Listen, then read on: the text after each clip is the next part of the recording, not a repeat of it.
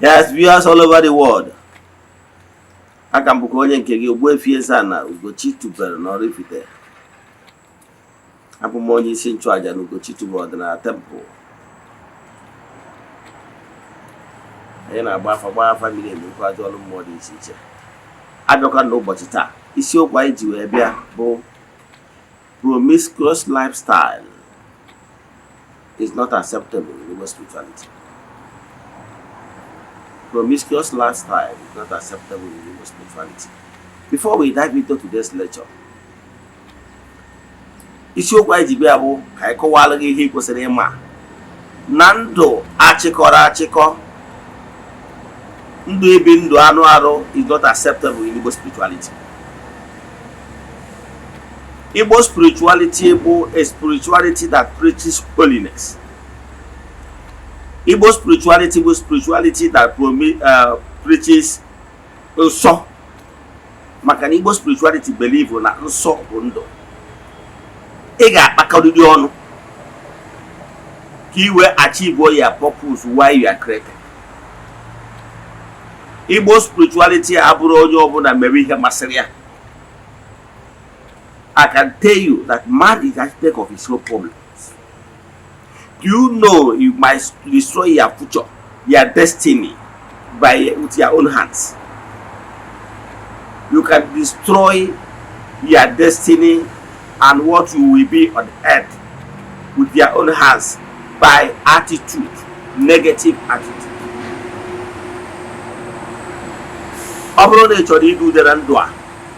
You work it out yourself. What they cholo, they condemn your existence. You will be the one that will cause it for yourself. Before we dive into today's lecture proper, important announcement. Echefuna na anyị ka na month of May. Our monthly ritual for the month is still ongoing. You can join us anywhere you are. Ọ dị chọrọ iso ya na ndị anyị na-achụ aja na-agụ ụfọdụ ekwubi okwu n'isi ha ọnwa ọbụla. Then chat ya m na WhatsApp. O nwere WhatsApp number ị ga-eji wee nweta m. Before order ya 3 prayer requests, make token donation to the account number. Debe na ọta na-achụ aja na-agụ ụfọdụ ekwubi okwu n'isi ga ya na ọnwa. WhatsApp number ị ga-eji nweta m bụ 0813 8243 I repeat, 0805-7837-672 or 0813-8243-871. 9 screen gig of numbers in the ample. Now let's proceed. Igbo spirituality does not support promiscuous lifestyle. Let me tell you what you don't know. I can tell you, yeah, the type of life you choose to live can destroy your future. Ọ ga-destroy your future between etu ndị mmadụ ga-esi n'afọ gị and ya na ọnọdụ gị na ụmụ mmụọ. O nwere ihe a na-akpọ otu. Otu a is na-afụ the transferable. Ọtụtụ ndị mmadụ agbago onwe ha otu maka ihe ụdị life ha choose ka ha bie. Igbo spirituality encourages living a good life. Because Igbo spirituality believe na mkpụrụ ọbụla onye kụrụ ka ọ ya aghọrọ. So ọ bụrụ na ị chọrọ if you feel your earthly existence, you must always pay attention the type of life you live. Because garbage in, garbage out. Whatever you sow, so shall you reap. Etu ị chọrọ ka ụwa ga-adịrị gị ka ọ ga-adịrị gị. Ka mmalụ atụ, Igbo spirituality ọ na-abụ many at times during meditation. Igbo spirituality, I begin to analyze it one by one. Ọtụtụ ndị mmadụ na-hide under Igbo spirituality na-enye wrong interpretation in order to dwell in their shortcomings. Example, promiscuous lifestyle. You cannot hide under one thing or the other. Then you are living life that is very careless. Ndị nna anyị ha, even when some of them married more women, they did those things with decorum. They follow the right process. Even in Ghana, with process, it must be done in the open. I came across a post someone posted on social media.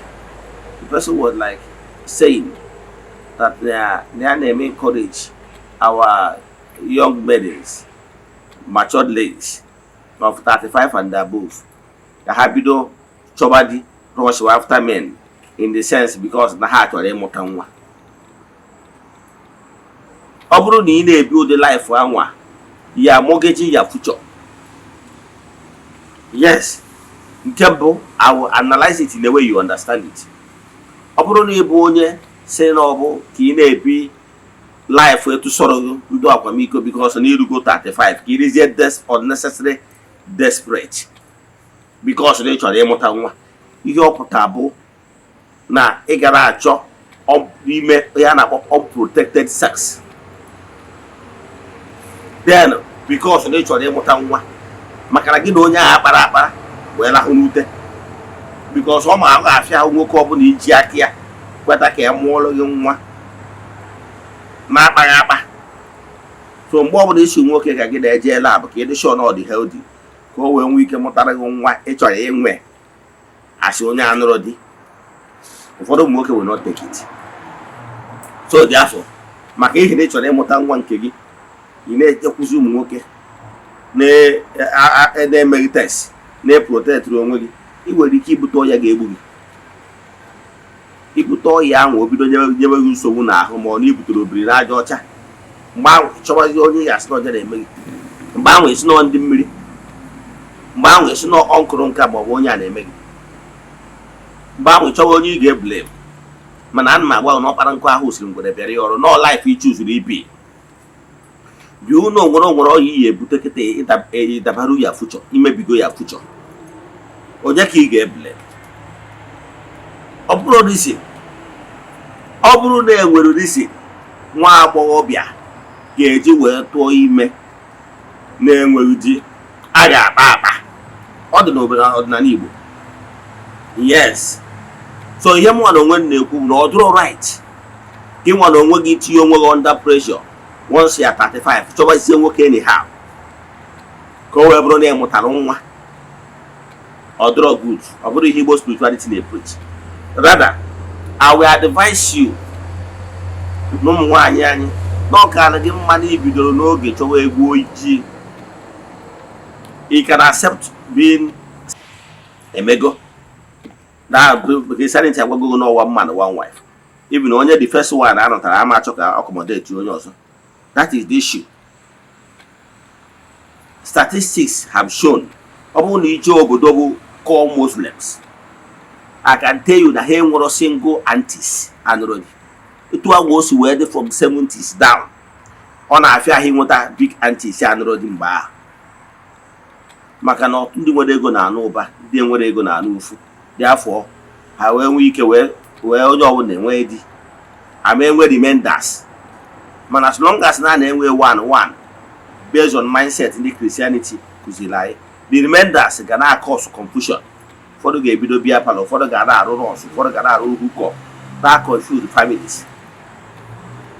Then ọ bụrụ nke aka nje ejekwu maka ya. Mana ihe na-achị kụwara gị bụ ma ọ bụrụ na enwere need, ndị Igbo kwenyere na-enwere need iji achọ ka iwe je mụọ nwa n'ụlọ. Is based out of selfishness.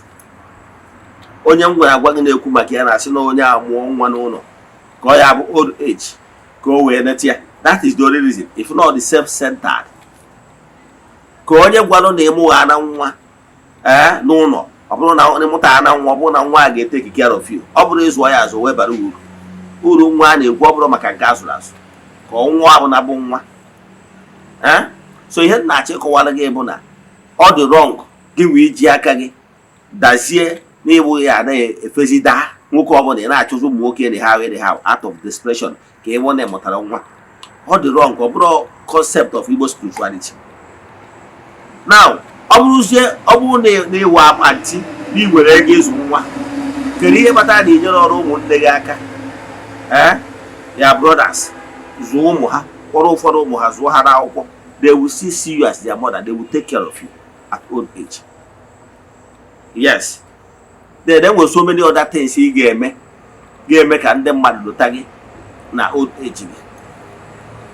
onye gwara na ịmụta na nwa ozugbo lụta gị gwara nwa ya amụta echi ochefuo gị jụọ ndị mụtara ọtụtụ ụmụazị ha gwa gị.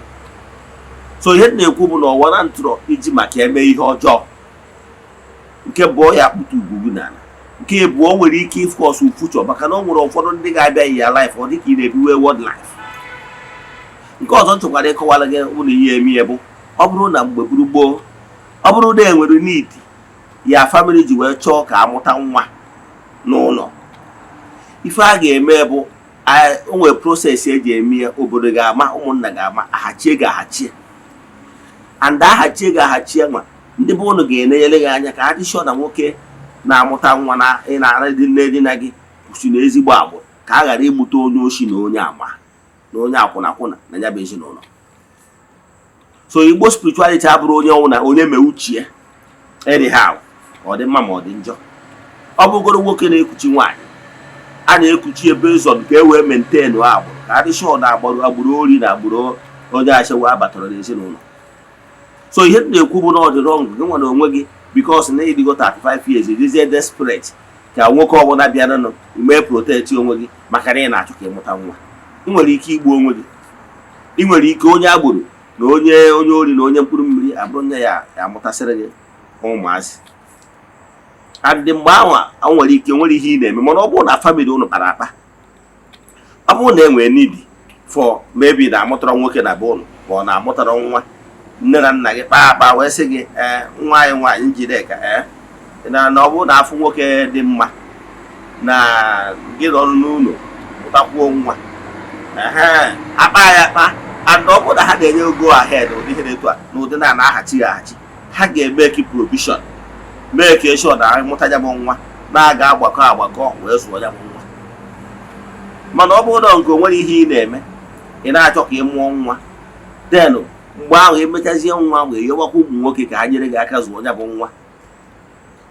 Of course ịma the consequence, ibido gbawa akwụna yọwa ụmụ nwoke ka ha nyere gị aka ka a zụọ ya bụ nwa, ụfọdụ ga-atụwakwa gị aradawa ọ dọghị ebuọ. Ịghọtara ya? Onye akpatara na ị nwere ike ịkwụsị single mother, enwere ofu enwere egbe enwere ete nwere ndị na-enwegido nwe fọ enwere ike ma afọ na ka a esi wee zụ. Gịnị ka m na-ekwu maka ya? Ihe m na-ekwu bụ na Igbo spirituality does not give you room for gị nwa ibi ndụ etu sọrọ gị, and malụ na ibi ndụ etu sọrọ gị anwa ga-akọ ọsụ gị some things. O nwere ihe ọ ga-akọ ọsụ gị, ọ ga-akọ ọsụ many things. Ihe ọ ga-akọ ọsụ gị bụ na nke mbụ, ọ ga-eme ụfọdụ ndị mmadụ a na-afụta gị as onye adịrọ responsible, because na ndị niile a ụmụazị anyị na-amụ ịmụrụ n'ụlọ, ọ ga-eme gị ị na-ebi desperate life. Ọ ga-eme gị ndị a niile mụrụ amụ ịgwọrọ provision for ịzụ ha.